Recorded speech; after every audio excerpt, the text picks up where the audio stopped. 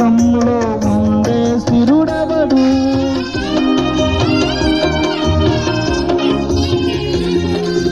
మరణము రుచి చూడక బ్రతికే నరుడెవడు?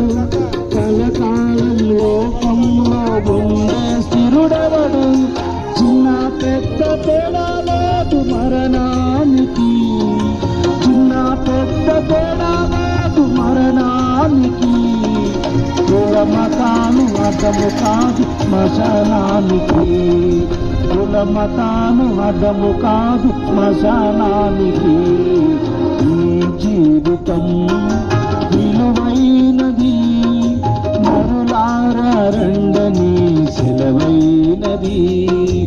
ఈ జీవితం పాపులకు చోటు లేదు పరలోకమునందు, అందుకే మార్పు పొంది మరణానికి ముందు